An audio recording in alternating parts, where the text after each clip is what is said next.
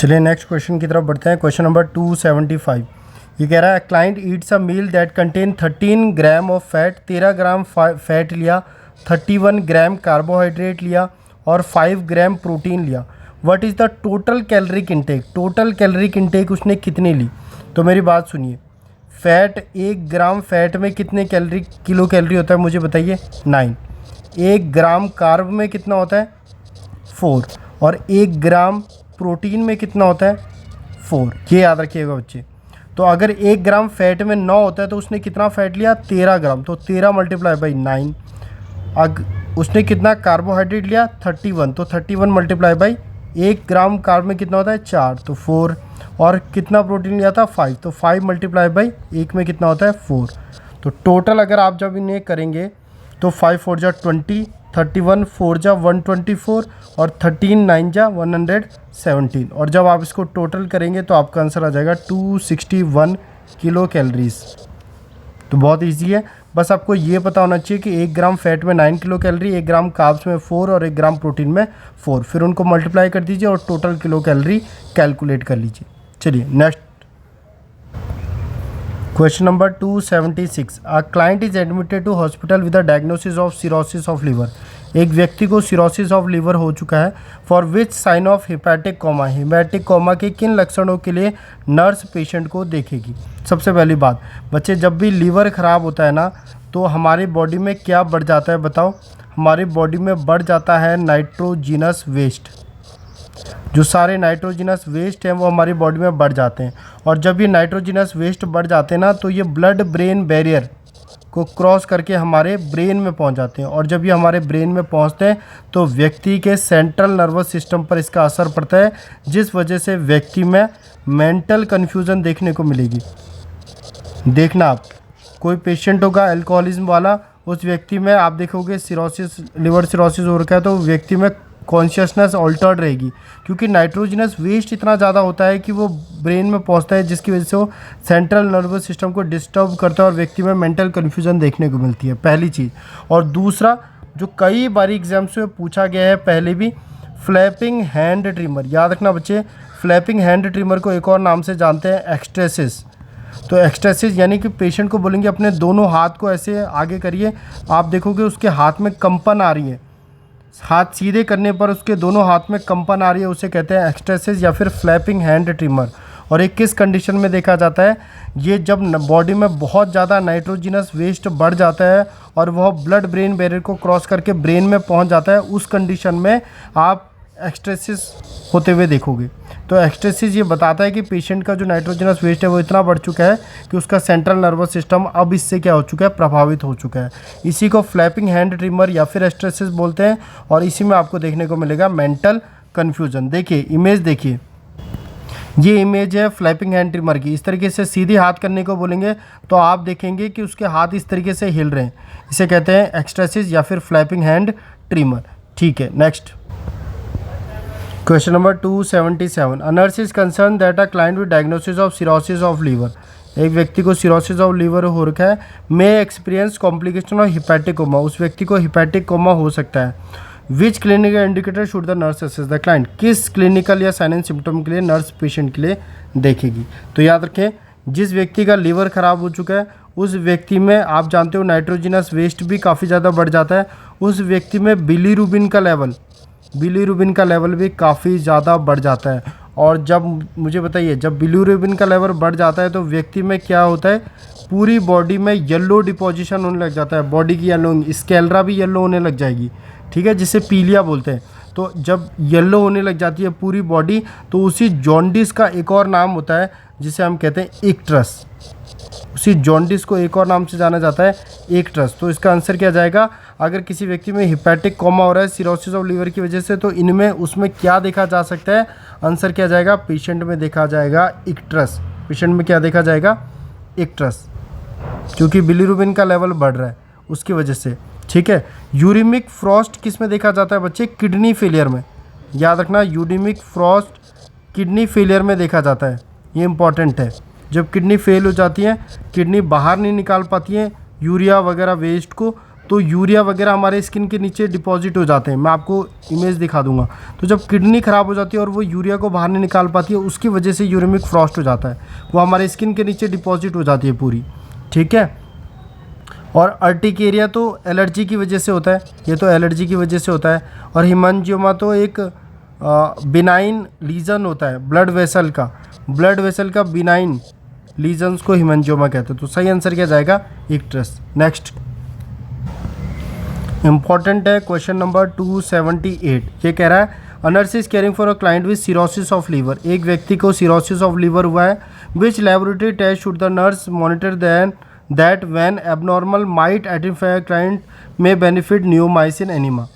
इनमें से कौन से लेबोरेटरी टेस्ट को देखकर नर्स ये डिसाइड करेगी कि इस व्यक्ति को नियोमाइसिन एनिमा देने से बेहतर होगा? मेरी बात सुनिए, जब भी सिरोसिस ऑफ लीवर होता है उस कंडीशन में क्या करता है व्यक्ति, क्या नहीं कर पाता है, अमोनिया का लेवल क्या कर जाएगा, बॉडी में बढ़ जाएगा। अमोनिया का लेवल बढ़ जाएगा, नाइट्रोजनस वेस्ट सारे बढ़ जाते हैं। अमोनिया का लेवल खास तौर पर बढ़ जाएगा उस व्यक्ति में जिसका लीवर ख़राब है।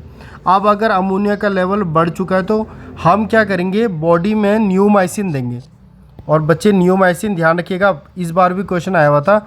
नियोमाइसिन क्या करता है, नियोमाइसिन इंटेस्टाइन की उन बैक्टीरिया को मार देता है, इंटेस्टाइन की उन बैक्टीरिया को मार देता है जो क्या बनाते हैं, अमोनिया बनाते हैं। तो इंटेस्टाइन के बैक्टीरिया क्या बनाते हैं, अमोनिया।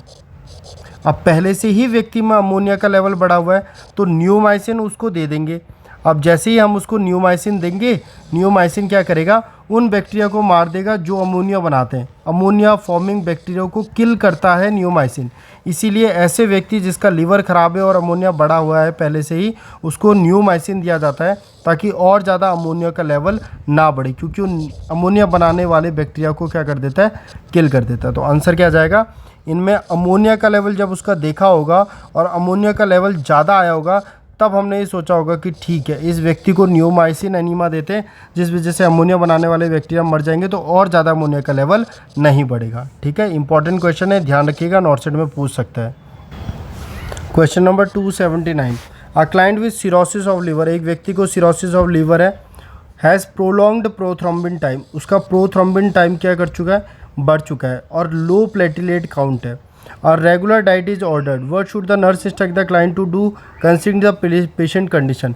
पेशेंट की कंडीशन को देखते हुए नर्स पेशेंट को क्या करने के लिए बोलेगी? मेरी बात सुनिए, ये है आपका लीवर। अब अगर ये ख़राब हो चुका है, सिरोसिस ऑफ लीवर हो चुका है, तो क्या होगा, क्योंकि लीवर ही क्या बनाता है किसी हर व्यक्ति में, क्लॉटिंग फैक्टर। जो हमारी बॉडी में क्लॉट करने वाले फैक्टर होते हैं उनका निर्माण कौन करता है, लीवर करता है। तो अगर लीवर ख़राब है तो क्लॉटिंग फैक्टर नहीं बनेंगे, और क्लॉटिंग फैक्टर नहीं बनेंगे तो रिस्क ऑफ ब्लीडिंग होगा मरीज में, रिस्क ऑफ ब्लीडिंग। इसलिए हम जानते हैं कि लीवर वाले मरीज को ब्लीडिंग हो सकती है, इसलिए हम उसे बोलेंगे कि अगर आपको थोड़ी सी भी, स्लाइट सी भी ब्लीडिंग होती है तो आपको डॉक्टर को इन्फॉर्म करना है, क्योंकि आपका लीवर पहले से ख़राब है, क्लॉटिंग फैक्टर नहीं बन रहे हैं, तो आपको खतरा है कि आपको ब्लीडिंग हो सकती है। ठीक है, नेक्स्ट थोड़ा सा भी ये ध्यान रखना बच्चे, एस्पिरिन भी नहीं देंगे, जिसमें ब्लीडिंग का खतरा ज़्यादा होता है उसमें एस्पिरिन नहीं देते। और बच्चों में अगर फीवर है तो बच्चों में फीवर के साथ भी एस्पिरिन नहीं देते, वरना रेस सिंड्रोम हो जाता है। ये क्वेश्चन भी यहाँ से ध्यान रखिएगा। ठीक है, चलिए नेक्स्ट क्वेश्चन देखते हैं। Question number 280। A client with admitted with, एक क्लाइंट एडमिट होता है जिसे एनोरेक्सिया है, वेट लॉस है, एब्डोमिनल डिस्टेंशन है, एबनॉर्मल स्टूल है, और उससे कहा जाता है कि आपको एक डायग्नोसिस बनाया गया है माल एब्जॉर्प्शन सिंड्रोम का। तो what nursing action should the nurse implement to best meet this client. तो नर्सिंग जो है वो क्या नर्सिंग एक्शन लेगी बेस्ट हेल्प करने के लिए। याद रखना, जिसको भी माल एब्जॉर्प्शन सिंड्रोम होता है बच्चे, उसमें दो चीज़ें याद रखना। एक तो हमेशा उसे ग्लूटेन फ्री डाइट दो, हमेशा ग्लूटेन फ्री डाइट दी जाती है, और दूसरा ऐसी डाइट दी जाती है जिसमें बहुत ज़्यादा कैलोरी हो ताकि उसको एनर्जी मिल सके, बहुत ज़्यादा प्रोटीन हो। ठीक है, तो माल एब्जॉर्प्शन सिंड्रोम वाले को प्रोटीन ज़्यादा देना है, कैलोरी ज़्यादा देना है, ग्लूटेन फ्री डाइट देना है। तो इसका आंसर डायरेक्टली क्या चले जाएगा, encourage the consumption of high protein diet. High protein diet उस व्यक्ति को देते हैं। तो माल एब्जॉर्प्शन सिंड्रोम में ग्लूटेन फ्री डाइट दें, हाई कैलोरी हाई प्रोटीन दे, और इसका आंसर हो जाएगा आंसर नंबर 2। ठीक है, नेक्स्ट क्वेश्चन की तरफ बढ़ते हैं।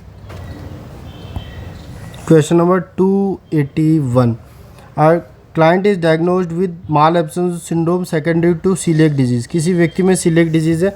जब भी आप नाम पढ़ोगे ना सीलिएक डिजीज़, सीधा याद रख लेना सीलिएक डिजीज़ में ग्लूटेन फ्री डाइट देते हैं। माल एब्जॉर्प्शन सिंड्रोम या फिर सीलिएक डिजीज़, दोनों में ग्लूटेन फ्री डाइट दीजिए, और इसीलिए इसका आंसर क्या जाएगा, ग्लूटेन फ्री डाइट। ठीक है, और ग्लूटेन किस किस में नहीं पाया जाता बताओ, कि ग्लूटेन किस में पाया जाता है पहले ये बताओ। राई में, तो राई मत दो। ठीक है, ओट्स में, तो ओट्स मत दो। वीट में, तो वीट मत दो। बारले में, तो बारले मत दो। क्योंकि सीलिएक डिजीज़ वाले व्यक्ति को ग्लूटेन फ्री डाइट दी जाती है, और ग्लूटेन किस किस में पाया जाता है, राई, ओट्स, वीट और, तो मैंने इसको ऐसे याद किया था, BROW, ब्रो। बारले, राई, ओट्स और वीट नहीं देते हैं उस व्यक्ति को जिसको सीलिएक डिजीज़ हो, क्योंकि उनमें ग्लूटेन होता है। ठीक है, इतना सा ध्यान रखिएगा। आंसर क्या जाएगा, ग्लूटेन फ्री डाइट देंगे। Next question, question number 282, a client is diagnosed with malabsorption syndrome. वही बच्चे, सीलिएक डिजीज़ या माल एब्जॉर्प्शन सिंड्रोम पेशेंट को हुआ है। Which food should the nurse teach the client to avoid. क्या फूड पेशेंट को नहीं लेना है, फिर से वही आंसर, BROW नहीं लेते हैं। बारले, राई, ओट्स और वीट नहीं लेते हैं, क्योंकि इनमें क्या होता है, ग्लूटेन होता है। तो यहाँ देख लो, ओट्स नहीं लेंगे, राई नहीं लेंगे, बाकी ले सकते हैं। ठीक है, तो ये क्वेश्चन भी आता है कि क्या क्या ले सकते हैं, तो याद रखना बच्चे, कॉर्न ले सकते हैं।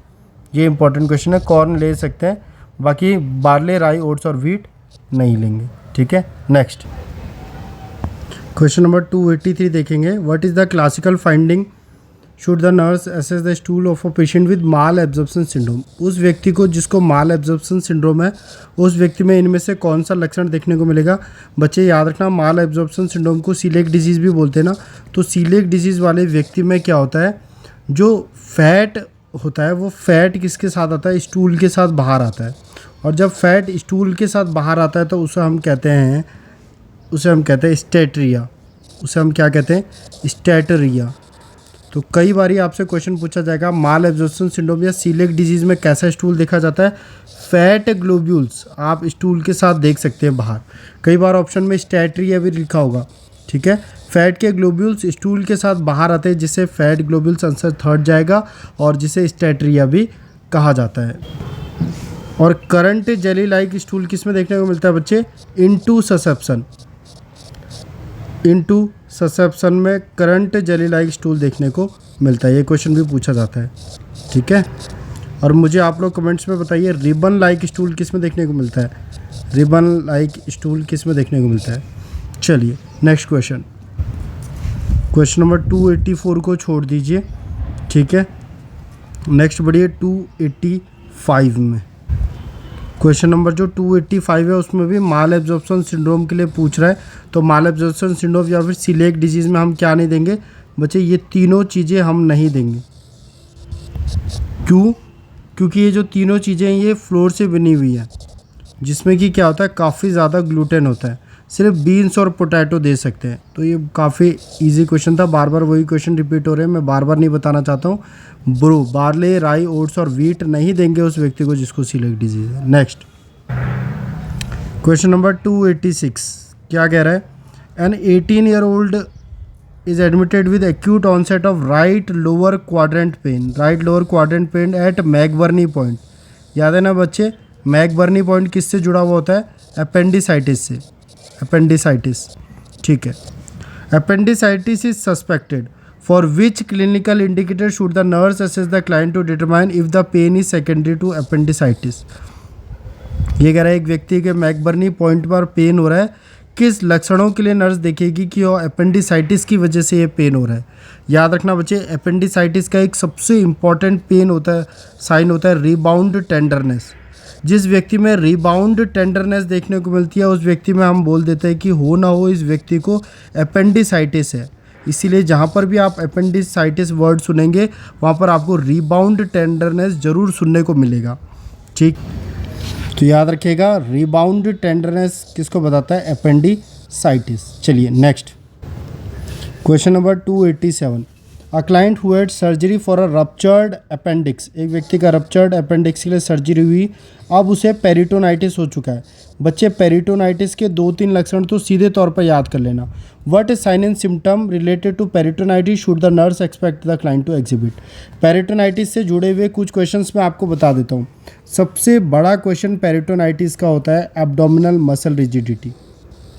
याद रखना, जिस व्यक्ति में पेरिटोनाइटिस हो रखा है उस व्यक्ति में आपको एब्डोमिनल मसल रिजिडिटी, आपको वहाँ पर आप देखोगे कि उसका जो एब्डोमन है वो काफ़ी हार्ड है, hard abdomen, hard board like abdomen आपको देखने को मिलेगा। ठीक है, पेरिटोनाइटिस में। तो ये याद रखिएगा, डायरेक्टली टारगेट हाई में पूछा हुआ है। अगर किसी व्यक्ति के पेरिटोनियल मेम्ब्रेन का इन्फ्लेमेशन हो गया है तो उसका जो एब्डोमिनल है, एब्डोमिनल मसल है, वो काफ़ी रिजिड हो जाते हैं, काफ़ी हार्ड हो जाता है। और क्योंकि आइटिस है, आइटिस यानी इन्फ्लेमेशन है, तो फीवर भी देखने को मिलेगा। लेकिन मेन क्वेश्चन बनता है एब्डोमिनल की मसल्स का रिजिड या हार्ड हो जाना पेरिटोनाइटिस को बताता है। चलिए नेक्स्ट क्वेश्चन, क्वेश्चन नंबर 288। कई बार ये क्वेश्चन पूछा जाता है कि एक व्यक्ति जिसको पेरिटोनाइटिस है, एक व्यक्ति जिसे पेरिटोनाइटिस है, उस व्यक्ति को कौन सी पोजीशन दी जाती है। टारगेट हाई में भी क्वेश्चन पूछा जाता है। तो याद रखना, पेरिटोनाइटिस वाले व्यक्ति को हमेशा के लिए आप सेमी फाउलर पोजीशन दीजिए, सेमी फाउलर। क्योंकि सेमी फाउलर पोजीशन में क्या होगा, ग्रेविटी की वजह से जो भी फ्लूइड है वो कहाँ रहेगा, नीचे रहेगा। जो भी ड्रेनेज है वो नीचे रहेगा, जिस वजह से ऊपर की तरफ और ज़्यादा इन्फेक्शन नहीं फैलेगा, एब्डोमिनल कैविटी में इन्फेक्शन नहीं फैलेगा। इसलिए सीधे तौर पे याद रखना, आप पेरिटोनाइटिस में कौन सी पोजीशन देते हैं, semi Fowler position. Target high का डायरेक्ट क्वेश्चन है। ठीक है, ताकि ड्रेनेज ग्रेविटी की वजह से नीचे रहे और ऊपर के ऑर्गन्स को इफेक्ट ना करे। चलिए नेक्स्ट क्वेश्चन,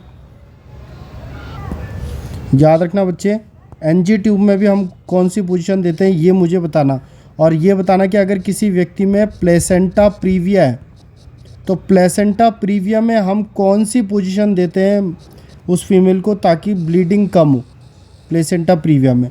और मुझे एक और बात बताना, जब यूट्रस बाहर आता है ना, यूट्रस इन्वोल्यूशन, उस समय पर कौन सी पोजीशन देते हैं, प्लेसेंटा प्रीविया, यूट्रस इन्वोल्यूशन या और एनजी ट्यूब, तीनों का पोजीशन वो आपसे पूछ सकता है। ठीक है, चलिए।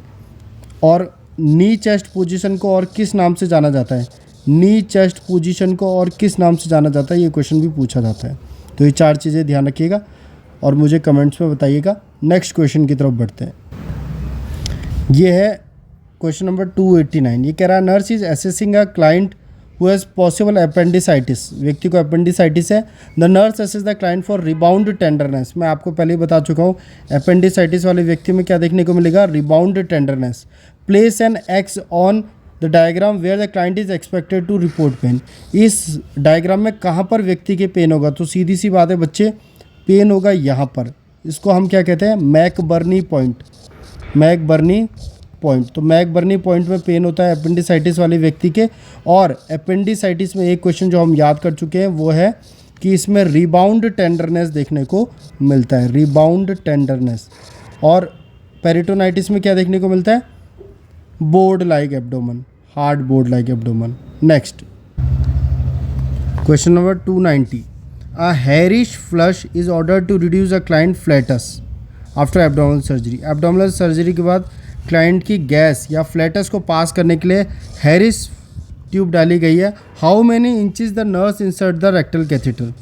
रेक्टल कैथेटर को कितना इंसर्ट करते हैं, याद रखना बच्चे, डायरेक्टली टारगेट हाई में पूछा हुआ है, रेक्टल कैथेटर को कितना इंसर्ट करते हैं कि वो रेक्टल स्फिंक्टर के अंदर चली जाए।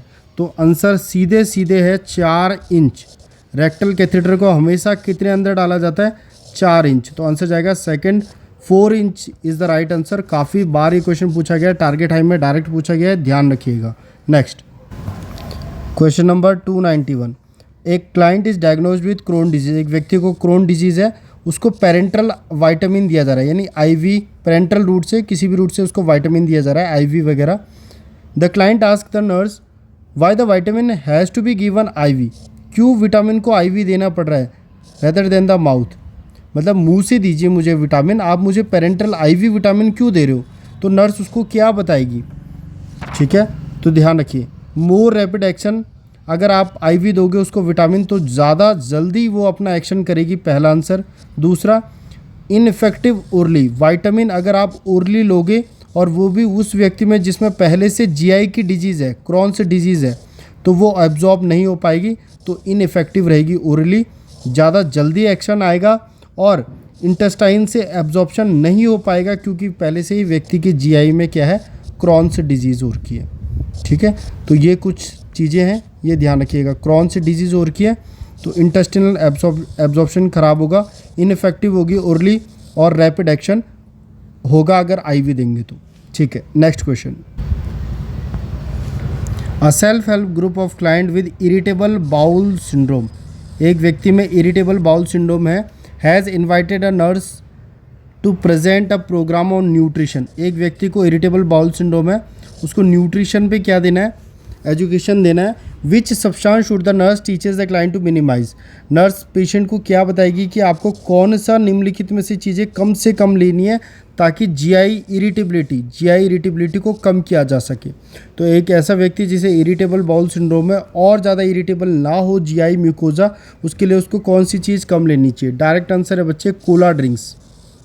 ठीक है, दो चीज़ें कभी भी उस व्यक्ति को मत देना जिस व्यक्ति के म्यूकोजा या जिस व्यक्ति में जीआई डिजीज़ है, इरिटेबल बाउल सिंड्रोम है, उस व्यक्ति को दो चीज़ें कभी नहीं देते। एक तो कैफ़ीन मत दो क्योंकि वो और ज़्यादा इरिटेट करेगी म्यूकोजा को, है ना।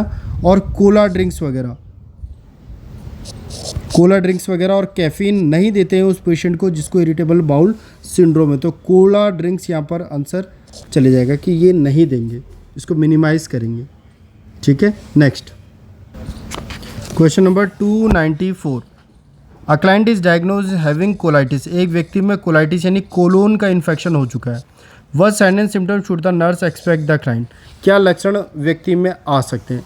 तो याद रखिए, जब भी कोलोन का इन्फ्लामेशन होता है ना, इन्फ्लामेशन की वजह से व्यक्ति का जो पेरिस्टाल्सिस है ना, जो पेरिस्टाल्सिस मूवमेंट है कोलोन का, वो बढ़ जाता है। और जब वो बढ़ता है तो खाना जल्दी जब पेरिस्टाल्सिस बढ़ेगी तो कंटेंट जल्दी एम्प्टी होगा, जिस वजह से व्यक्ति में देखा जा सकता है डायरिया। तो पहला तो व्यक्ति को डायरिया होगा, और दूसरा जब इतने ज़्यादा पेरिस्टाल्सिस होने लगते हैं, पेरिस्टाल्सिस इतनी इंक्रीज़ हो जाती है तो उस वजह से उसके क्रैम्प्स आने स्टार्ट हो जाते हैं। तो एब्डोमिनल क्रैम्प्स दूसरा आंसर होगा। तो इस क्वेश्चन का एक आंसर होगा डायरिया, क्योंकि कोलोन में इन्फ्लामेशन की वजह से उसके पेरिस्टाल्सिस मूवमेंट बढ़ चुकी है, और दूसरा आंसर होगा एब्डोमिनल क्रैम्प्स। तो ये दोनों चीज़ें याद रखिएगा। चलते हैं क्वेश्चन नंबर नेक्स्ट में। 295। A nurse obtain daily stool specimen for a client with chronic bowel inflammation, एक व्यक्ति के क्रॉनिक बाउल इन्फ्लामेशन हो रखा है। The nurse conclude that these stool examination were order to determine, उसका स्टूल सैंपल भेजा गया है। तो नर्स क्या बताएगी कि उसका स्टूल सैंपल क्या जांचने के लिए भेजा गया है? आंसर जाएगा बच्चे, क्रॉनिक बाउल इन्फ्लामेशन जब भी होता है ना, हम देखते हैं कहीं ऐसा तो नहीं कि स्टूल में ब्लड आ रहा हो। ठीक है, स्टूल में ब्लड को देखने के लिए, यानी ऑकल्ट ब्लड को चेक करने के लिए हमेशा उस व्यक्ति का स्टूल भेजा जाता है जिसको क्रॉनिक बाउल इन्फ्लामेशन हो। और फैट वाले के लिए किस में भेज रहे थे हम? सीलिएक डिजीज़ में। सीलिएक डिजीज़ में स्टूल में फैट आता है, जबकि क्रॉनिक बाउल इन्फ्लामेशन में स्टूल में ब्लड आता है। तो ऑकल्ट ब्लड हम उसके लिए टेस्ट करेंगे। ठीक है, नेक्स्ट क्वेश्चन नंबर 296 छोड़ दीजिए, कोई यूज़ का नहीं है। क्वेश्चन नंबर 297 अब देखते हैं। ये कह रहा है, एक nurse is evaluating a client who has been receiving medical intervention for the diagnosis of Crohn's disease. एक व्यक्ति है जिसे क्रॉन्स डिजीज़ के लिए मेडिकल इंटरवेंशन दिया जा रहा है।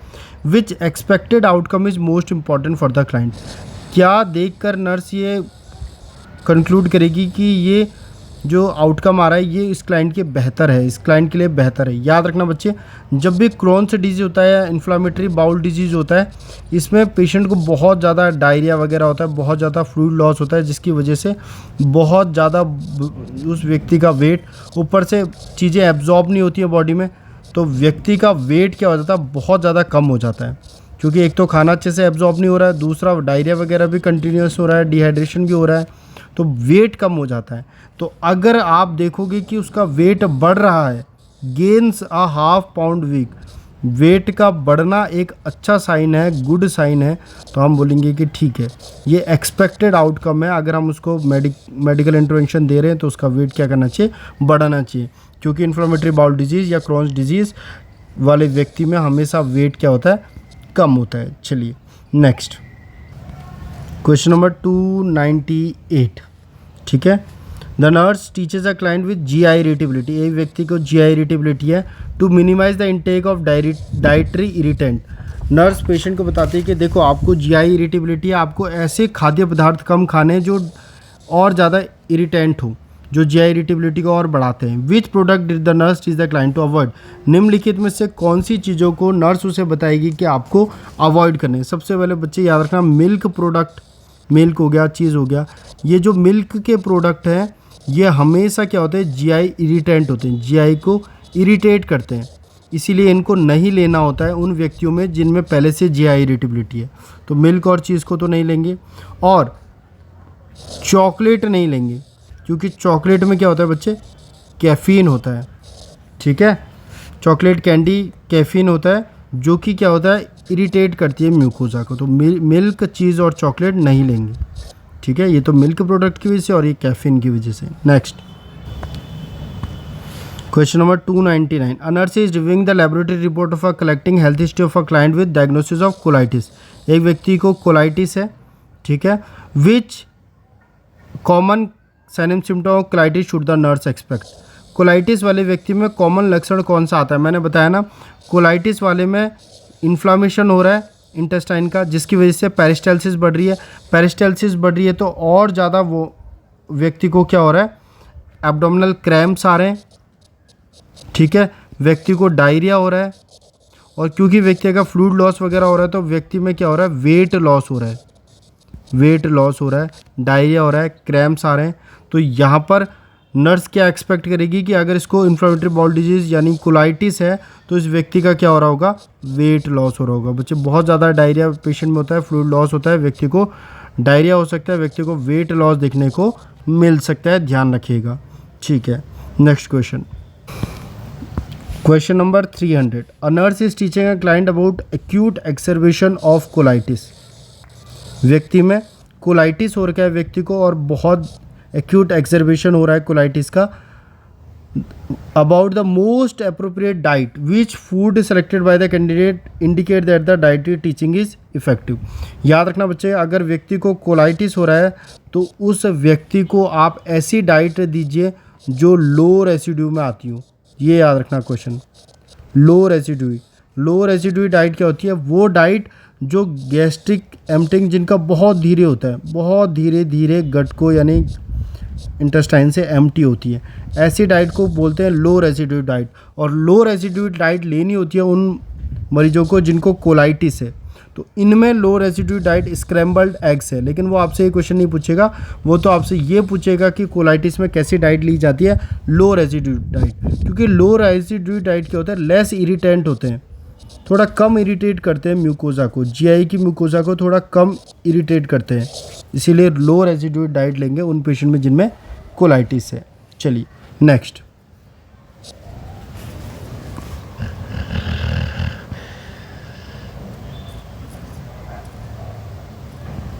तो अभी की सीरीज़ में इतना ही। नेक्स्ट वीडियोस में फिर हम आगे वाले क्वेश्चंस देखेंगे। Thank you.